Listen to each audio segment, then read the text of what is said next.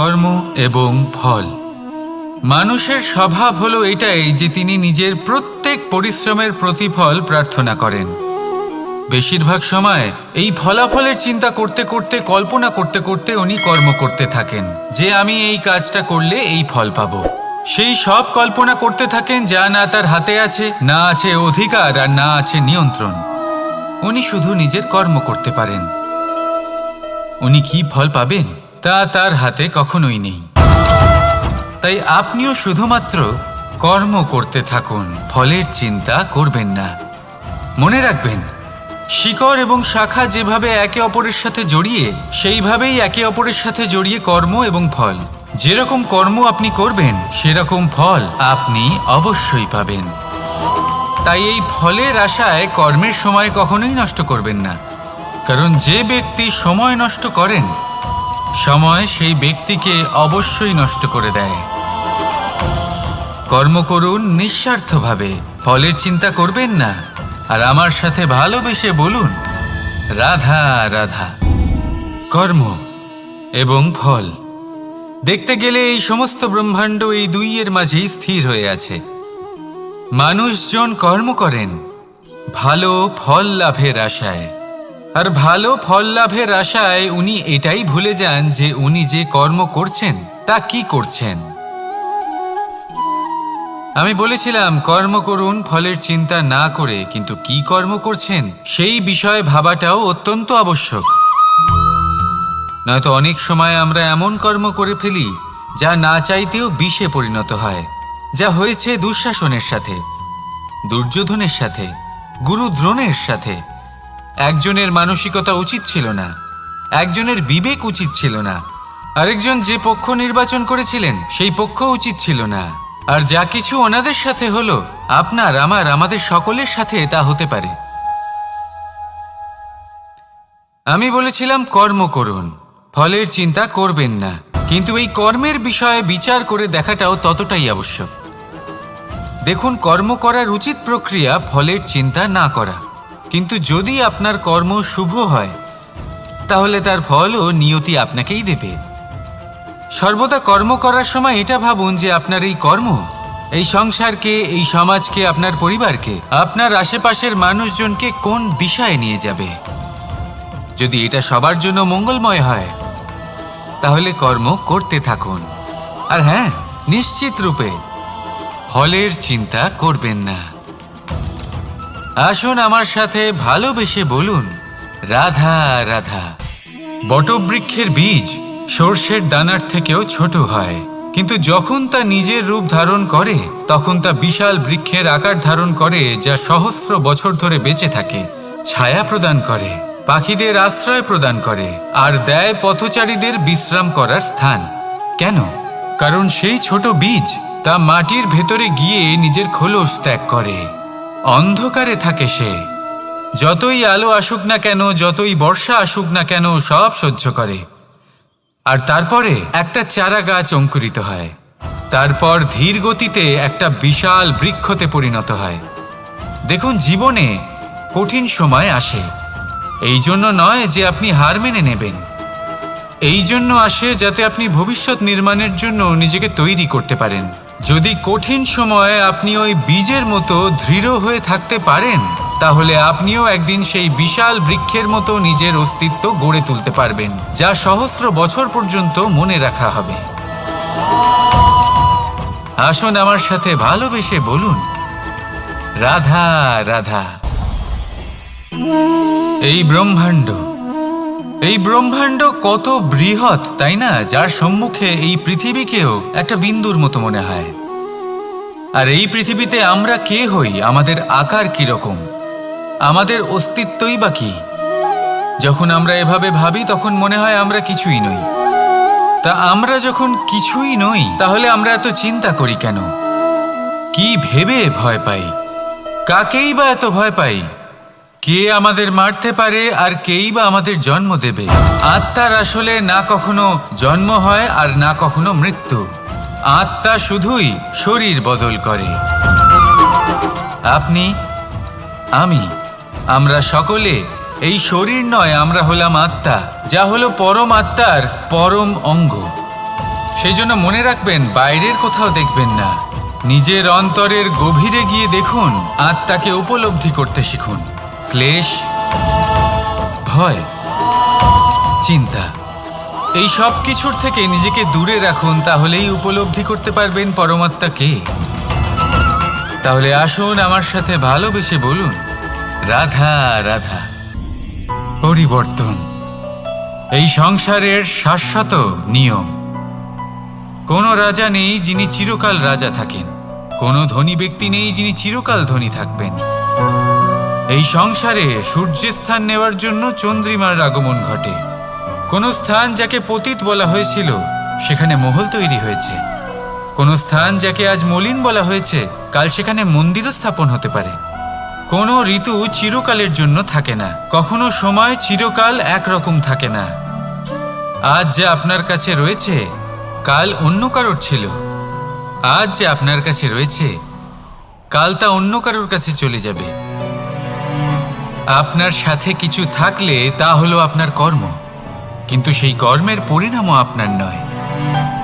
আপনি শুধু কর্ম করুন, বাকি সবকিছুই পরিবর্তনশীল। কিন্তু সেই পরিবর্তনকে দেখে ভয় পাওয়ার প্রয়োজন নেই, তাকে স্বাগত জানান। যদি আপনি হাসি মুখে সেই পরিবর্তনকে স্বাগত জানান, তাহলে এই পরিবর্তনও হাসি মুখে আপনার সাথে থাকবে। আসুন আমার সাথে ভালোবেসে বলুন, রাধা রাধা। সঞ্চয়। মানুষের যখন থেকে বোধবুদ্ধি হয় সঞ্চয় করতে আরম্ভ করে দেন। সঞ্চয় করতে থাকেন ভোজনের, সঞ্চয় অর্থের, সঞ্চয় শক্তির। নিজের জন্য করেন, নিজের পরিবারের জন্য করেন, নিজের স্ত্রীর জন্য করেন, সন্তানের জন্য করেন, সন্তানের সন্তানের জন্যও সঞ্চয় করেন। সঞ্চয় করার জন্য ওনার কাছে অনেক কারণ রয়েছে, কারণ উনি এটা ভাবেন যে এই সঞ্চিত শক্তির জন্য কেউ ওনার কোনো ক্ষতি করতে পারবে না।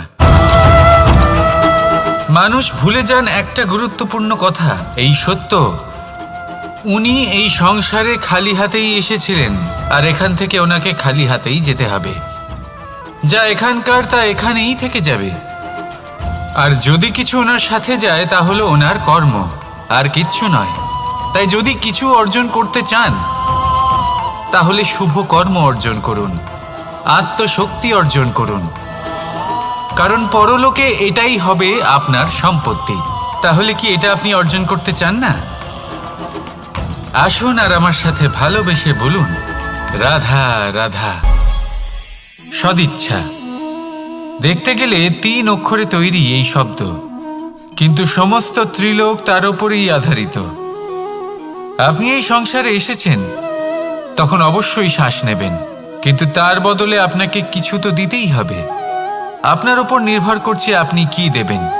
কি দেবেন এই সংসারকে, এই সমাজকে, নিজের পরিবারকে, আর তার বদলে কি নেবেন? যশ নাকি অপযশ? দেখুন, এক ছিল রাবণ, যে কিনা সমুদ্র পার করল সীতাকে অপহরণ করার জন্য, আর এক ছিলেন রামচন্দ্র, যিনি সমুদ্র পার করেছিলেন, সেতু বানিয়ে গিয়েছিলেন সীতাকে ফিরিয়ে নিয়ে আসার জন্য।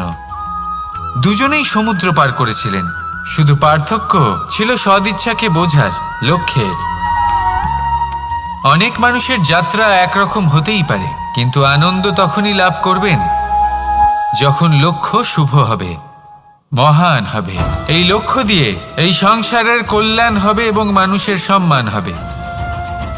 যদি আপনার সংকল্প উচিত হয় তাহলে আপনার লক্ষ্য উচিতই হবে, নয়তো শুধুমাত্র বিনাশ হবে। আর উচিত এটাই হবে যে বিনাশের হাত থেকে যেন নিজেকে বাঁচানো যায়, কি বলেন? তাই জীবনে যে লক্ষ্য স্থির করছেন মনে রাখবেন তা যেন শুভ লক্ষ্য হয়। যদি এরকম হয় তাহলে আপনার যাত্রা, আপনার জীবন দুটোই শুভময় হবে। আসুন আর আমার সাথে ভালোবেসে বলুন, রাধা রাধা। সুরক্ষা। এই সুরক্ষা আসলে কি? এটা কি কোনো কবচ নাকি কোনো সীমা? এই সুরক্ষা আসলে অন্য কিছু। আমাদের মাতা পিতা, আমাদের প্রিয়জন, আমাদের বন্ধু, এই সমাজ, আমাদের শুভাকাঙ্ক্ষী, আমাদের আত্মীয়, এনারা সবাই আমাদের জীবনে কোনো না কোনোভাবে সুরক্ষা দিয়ে থাকেন, একটা কবচ দিয়ে থাকেন কোনো না কোনো রূপে। কিন্তু দেখতে গেলে আমাদের পরাক্রমের পথে আমাদের বীরত্বের পথে, আমাদের সাহসের পথে এই সুরক্ষাই সব থেকে বড় বাধা হয়ে দাঁড়ায়। একবার ভেবে দেখুন, যদি আপনি কোনো সুরক্ষাই না পান বা যদি আপনি এই সুরক্ষা ভেঙে বাইরে আসতে পারেন, তাহলে আপনার বীরত্ব চরম সীমায় পৌঁছে যায়। কেন? কারণ তখন আপনি জানেন যে এই সংসারের সম্মুখীন আমাদের নিজেদেরই হতে হবে। আপনি বুঝে যান যে শত্রুর সম্মুখীন এবার নিজের বলের দ্বারা, নিজের পরাক্রমের দ্বারা, নিজের সাহসের দ্বারা করতে হবে। আর তখন আমাদের মনের মধ্যে এই শক্তি জাগ্রত হয়। এই শক্তি অন্তরেই বসবাস করে। শুধু এটা চিনে নিতে হবে, একে জাগ্রত করতে হবে। আর এটা সুরক্ষা ভেঙে যাওয়ার পরেই সম্ভব হয়। আর যারা নিজের শক্তি সম্পর্কে জানেন, যিনি নিজেই জানেন তিনি কতটা শক্তিশালী, তিনি নিজেই নিজের সুরক্ষা কবচ চিরকালের মতো ভেঙে ফেলে দেন, ঠিক কর্ণের মতো। আর তারপরে দেখুন, আপনার পরাজয় হোক বা বিজয়ী হোক না কেন, সেটাই অনেক বড় হয়, সেটাই প্রশস্ত হয়ে থাকে। সেই জন্য ত্যাগ করুন নিজের ভয়কে, নিজের আশেপাশের এই সুরক্ষা চক্রকে ভেঙে ফেলুন আর সম্মুখীন হন এই সংসারের, নিজের শত্রুর সম্মুখীন হন। পরাক্রমের এই অঙ্কুর, তা অঙ্কুরিত হওয়ার জন্য বীজের উপরের এই কবচ, এটা ভেঙে যাওয়া অতি আবশ্যক। আসুন আমার সাথে ভালোবেসে বলুন, রাধা রাধা। যখন আমরা হাঁটতে থাকি আর আমাদের পায়ে কাঁটা বিঁধে যায়, তখন মুখ দিয়ে আহ বেরিয়ে আসে, কান্না চলে আসে, আর অনেক সময় অভিশাপও বেরিয়ে আসে। কিন্তু আমরা কি কখনো এটা এইভাবে দেখেছি, এইভাবে ভেবেছি যে আমরা যে পথে চলেছি সেই পথে কাঁটা বিঁধেছে, নাকি আমরা সেই পথ নির্বাচন করেছি যাতে শুধুই কাঁটা রয়েছে? নাকি আমরা এভাবে ভেবে দেখেছি যে এই কাঁটা আমাদের কষ্ট দিতে এসেছে, নাকি এটা আমরাই বিছিয়ে রেখেছিলাম? সাবধান থাকা উচিত ছিল, কারণ কাঁটা বিঁধলে যন্ত্রণা হবে, চিৎকার করে ফেলতে পারি, মুখ থেকে অভিশাপও বেরিয়ে আসতে পারে। কিন্তু এই অভিশাপ শুধুমাত্র আমাদের তরফ থেকে অভিশাপ হয়, সামনের ব্যক্তিটির ওপরও নির্ভর করে। এবার সেই ব্যক্তি যদি এমন হয় যে ফুল আর কাঁটা এই দুই সমানভাবে গ্রহণ করতে পারে, তার কাছে অভিশাপও বরদানে পরিণত হয়। শেষ পর্যন্ত ব্যাপারটা দাঁড়ায় ভাবনা, চিন্তা, দৃষ্টিভঙ্গির ওপর। কারণ আপনার এই ভাবনাই সত্যি হয়ে সামনে আসে। সেই জন্য এই ভাবনা, চিন্তা, মানসিকতাকে গুরুত্ব সহকারে দেখবেন। এই বিবেচনা নিয়ে বিবেচনা করতে শিখুন। আমার কথার অর্থ হলো যে জীবনে যখন এরকম কিছু একটা ঘটবে, তখন ভেবে দেখুন যে এরকম কেন হলো। আপনি কি এমন কোনো কর্ম করেছিলেন যার কর্মফল এটা? এমন কোনো কাজ যা অনুচিত ছিল, অসত্য ছিল, যা অভদ্রতার কারণ ছিল? ভেবে দেখা প্রয়োজন। দেখুন, ইচ্ছে হলো আপনার যে আপনি কি করতে চান, ভাবনা আপনার, সত্য আপনার, জীবন আপনার, সিদ্ধান্ত আপনার। আসুন আর আমার সাথে ভালোবেসে বলুন, রাধা রাধা। সময়, এই সময় আসলে কি? এই সময় একটা সরল রেখা তো কখনোই নয়। সময় হলো একটা চক্র, যেখানে এর আদি সেখানেই হলো এর অন্ত, আর যেখানে তা শেষ হয় সেখান থেকেই তার শুরু হয়। এই সময় একটা অত্যন্ত বিচিত্র চিন্তা, বিচিত্র ভাবনা, এ একটা বিচিত্র বস্তু যা কেউ বুঝতে পারেন না। এই সময়ের লীলা, এর কোনো প্রমাণ নেই, কোনো জ্ঞান নেই, কোনো পরিমাপ নেই। শুধু এটুকু আমরা জানতে পারি, যেখানে শেষ হবে সেখান থেকে একটা নতুন সূচনাও হবে। যা আজ আপনার কাছে আছে, কাল অন্য কারোর কাছে যাবে, তারপরে তার কাছ থেকেও অন্য কারোর কাছে যাবে, তারপরে তার থেকেও ছিনিয়ে নেওয়া হবে। এই নিয়তির একজনের কাছ থেকে অন্যজনের কাছে আদান প্রদানের এই সময় হলো আপনার সময়। এই সময়ের সদ্ব্যবহার করুন, এই সময়কে বাঁচুন। আপনাকে শুধু এটাই সুনিশ্চিত করতে হবে যে আপনি কোন পক্ষে আছেন। আর সত্যি বলতে কি, আপনার জীবনের পরিণাম নির্ভর করে আপনার নির্বাচনের ওপর। আপনি কোন পক্ষ নির্বাচন করছেন। তাহলে মনে রাখবেন, জীবনে সেই পক্ষই নির্বাচন করবেন যা চয়ন করার পরে আপনি সুখ অনুভব করবেন, আপনি সন্তোষ লাভ করবেন, প্রসন্নতা লাভ করবেন। আর আমি এটাই সুনিশ্চিত করব যে এই পক্ষ যেন শান্তির পক্ষ হয়, এই পক্ষই যেন প্রেমের পক্ষ হয়। তাহলে চিন্তা করবেন না, আর আসুন আমার সাথে ভালোবেসে বলুন, রাধা রাধা। দৃষ্টি আর দৃষ্টিভঙ্গি, এই সমগ্র লীলা হলো এই দুইয়ের। বিচিত্র হতে পারে, কিন্তু এটাই সত্যি। এবার আপনাকে একটা উদাহরণ দিয়ে বোঝাই। অনেক সময় আপনি কোনো ব্যক্তিকে এটা বলতে শুনবেন যে আমি আমার নিজের উপরে গর্ব করি, আমি নিজেকে নিয়ে গর্ব করি, আমি খুব ভালোভাবে আমার মা বাবার সেবা করি, ওনাদের আমি সবসময় সুখী রাখি, ওনাদের আমি একটা বাড়ি দিয়েছি, সকল সুখ সুবিধা দিয়েছি, ওনাদের জীবনে প্রত্যেক জিনিস দিয়েছি আর দেব যা তাদের প্রয়োজন। এবার আমাকে বলুন যে আপনি কে হন। আপনি হলেন সেই বীজ যা আপনার মাতা পিতা রোপণ করেছেন। আপনার মা বাবাই আপনাকে এই সংসারে জন্ম দিয়েছেন। এবার এইসব কথার কি তাৎপর্য? এই হলো সেই ব্যক্তির দৃষ্টিভঙ্গি। এবার দেখা যাক এই প্রকৃতি আমাদের কি শেখায়। কখনো কোনো গাছকে দেখবেন, যখন সেই গাছে ফল আসে, সে মালিকে এটা বলে না যে দেখো আমি তোমাকে ফল খেতে দিচ্ছি। সেই বৃক্ষ এটা বলে না যে দেখো আমি তোমায় আহার করতে দিচ্ছি, কারণ ও জানে যে এটা হলো সেই মালির পরিশ্রম, এটা হলো তারই কর্মের ফল, আর এটা তারই পাওয়া উচিত। সে বলে যে তোমার জিনিস তোমাকেই অর্পণ করলাম, এ আমার জিনিস নয়। ও জানে সেই মালির গুরুত্ব আসলে কি। এটা হলো তার দৃষ্টিভঙ্গি। সেই জন্য আপনি জীবনে কোন ব্যক্তির মধ্যে, কোন পশু পাখির মধ্যে, কোন প্রাণীর মধ্যে, কোন পরিস্থিতিতে, কোন আবেগের মুহূর্তে কি দেখতে পাচ্ছেন, সেটা আপনার দৃষ্টিভঙ্গির উপরে নির্ভর করছে। তাই নিজের মনে ধন্যাত্মক ভাব জাগ্রত করুন, শুভ চিন্তা নিয়ে আসুন। এই ভাবনাই সত্য হয়ে সামনে আসবে। এই দৃষ্টিভঙ্গি এমন হয়ে যাবে যে আপনার জীবনে সবকিছুই শুভ হবে। তাহলে আসুন আর আমার সাথে ভালোবেসে বলুন, রাধা রাধা। প্রতিশোধ অথবা কাউকে দুঃখ দেওয়ার ভাবনা, যদি এটা আপনার মনে থাকে, তাহলে আপনি নিজের মনেই যন্ত্রণার একটা বিশাল বৃক্ষ রোপণ করছেন, এটা মনে রাখবেন। কারণ কাউকে দুঃখ দেবার এই ভাবনা, এটা হলো সেই বীজ যা আপনার মনেই পতিত হবে, আপনার মনেই অঙ্কুরিত হবে, আর আপনার মনেই একটা বিশাল বৃক্ষরূপে বেড়ে উঠবে। জীবন আপনার, কর্ম আপনার, কাউকে দুঃখ দেবার ভাবনা আপনার ছিল, এই বৃক্ষ হলো আপনার, তাই এর ফলও আপনিই পাবেন, যা গ্রহণও আপনাকেই করতে হবে। মনে রাখবেন, যে মানুষ এটা ভাবে যে আমি ওকে দুঃখ দেব, ওকে কষ্ট দিতে চাই আমি, সেই মানুষই দুঃখ আর কষ্ট পেয়ে থাকে।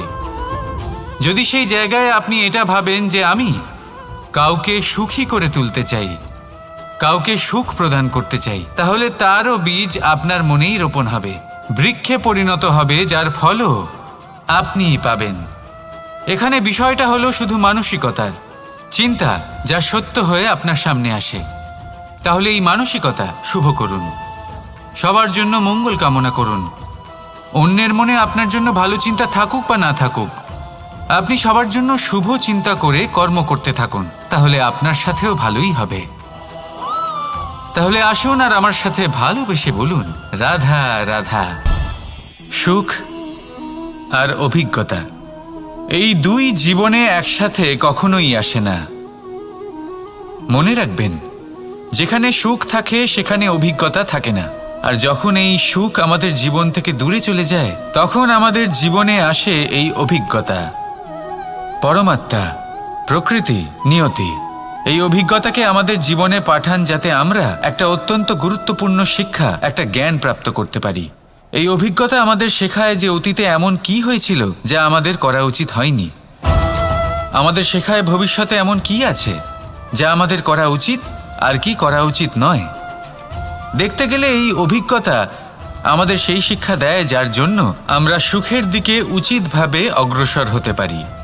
সেই জন্য জীবনে যখনই দুঃখ আসবে, দুঃখের এই সময় আসবে, তখন হতাশ হবেন না। বোঝার চেষ্টা করুন এই পরিস্থিতি কেন এসেছে, কি শিক্ষা দিতে এসেছে। যদি আপনি সেই জ্ঞান লাভ করেন, সুখের পথে অগ্রসর হন, তাও উচিত রূপে, তাহলে এই অভিজ্ঞতার উদ্দেশ্য পূরণ হয়ে যায়। তাহলে আসুন আর আমার সাথে ভালোবেসে বলুন, রাধা রাধা। জীবনে শিখরে পৌঁছানোর জন্য মানুষের কি প্রয়োজন হয়ে থাকে? সিঁড়ির। কিন্তু তাও প্রত্যেক মানুষ, প্রত্যেক ব্যক্তি শিখরে পৌঁছতে পারেন না। এর কারণ কি? কারণ একটা হতে পারে যে মানুষ কল্পনা করতে থাকেন কিন্তু সিঁড়ি খুঁজে পান না। কিছু মানুষ খুঁজে নেন কিন্তু তা পেয়ে এতটাই প্রসন্ন হয়ে যান যে তারপর আর কোনো কর্মই করেন না। খুব সোজা ব্যাপার। অনেক মানুষ সিঁড়ি খুঁজে পান না, আর যদি পেয়েও যান তাও যতক্ষণ না তাতে চড়ছেন সেই শিখরে পৌঁছবেন কি করে? যতক্ষণ না আপনি পরিশ্রম করছেন, যতক্ষণ না সেই সিঁড়িতে আপনি চড়ছেন, যতক্ষণ না ক্লান্ত হচ্ছেন, আপনার পায়ে হাঁটুতে ব্যথা না হচ্ছে, ততক্ষণ এই শিখরে পৌঁছানোর সৌভাগ্য লাভ করতে পারবেন না। তাহলে কল্পনার সাথে কর্ম করুন, পরিকল্পনার সাথে পরিশ্রম করুন, সব কিছু পাবেন। আসুন আমার সাথে ভালোবেসে বলুন, রাধা রাধা। সমস্যা, কঠিন সময়, সংকট, বিপদ কার জীবনে নেই? প্রত্যেকের জীবনে আছে।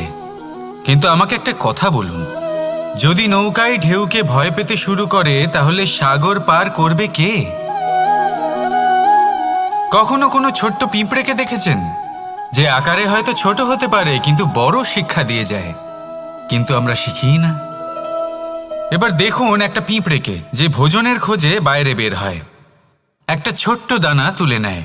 ছোট দানা তোলে কারণ তার থেকে বেশি সে তুলতেই পারবে না। সে দানা নিয়ে চলতে শুরু করে, কোনো দেওয়ালে উঠে পড়ে, আবার পড়েও যায়। সেই দানা দূরে কোথাও একটা পড়ে যায়, তা আবার খোঁজে, তুলে নেয়, আবার চলতে থাকে। পড়ে যায় আবার ওঠে, পড়ে যায় আবার ওঠে। সেই দানাটা রেখে দেয়, আবার বেরিয়ে পড়ে ভোজনের খোঁজে। পরিশ্রম করতে থাকে কিন্তু হার মানে না। এই শিক্ষাই তো আমাদের প্রাপ্ত করতে হবে। নিরন্তর পরিশ্রম আর নির্ভীক হয়ে কর্ম করে যেতে হবে। এটাই হলো সাফল্যের মাধ্যম, এটাই হলো জয়ের মন্ত্র, অচ্যুত অজয় অস্ত্র। তাহলে আসুন আর আমার সাথে ভালোবেসে বলুন, রাধা রাধা। আমরা সকলে চাই আমাদের জীবনে সাফল্য আসুক। আমরা চাই যে এই সংসারে আমাদের খ্যাতি ছড়িয়ে পড়ুক। আমরা চাই যেন আমরা আলোচিত হই। কিন্তু শুধু চাইলেই কি যায় আসে? যদি এই সংসারে আলোচিত হতে হয় তাহলে পরিচিত হতে হবে পরিশ্রমের দ্বারা। যতক্ষণ না আপনারা পরিশ্রমের সাথে পরিচিত হবেন, সাফল্যের সাথে পরিচিত হবেন না। সংঘর্ষ করতে হবে প্রতিদিন, প্রতি বছর। জীবনের সব পরিস্থিতিতেই হয়তো নতুন নতুন বাধা আসবে, নতুন নতুন বিঘ্ন ঘটবে। কিন্তু এটা আবশ্যক নয় যে সমস্ত বিঘ্ন বিনাশের জন্য আসবে। কিছু বিঘ্ন আপনার পথ প্রশস্ত করার জন্য আসবে, আপনার পথ পরিষ্কার করার জন্য আসবে। যদি আপনাকে উদাহরণ দিই, যখন বন্যা আসে, বাড়ি ঘর ভেসে যায়, তখন আমরা হতাশ হয়ে পড়ি, আমরা দুঃখী হয়ে পড়ি। কিন্তু সেই বন্যাই আমাদের সেই ধরিত্রীকে এত উর্বর করে তোলে যে সেই উর্বর অংশ কাজে লাগিয়ে আমরা সেরকম আরও 10টা বাড়ি বানাতে পারি। তাহলে ধন্যাত্মক থাকুন আর যে কোনো সংঘর্ষের জন্য প্রস্তুত থাকুন। জীবনে অনেক দূর যেতে পারবেন। তাহলে আসুন আমার সাথে ভালোবেসে বলুন, রাধা রাধা।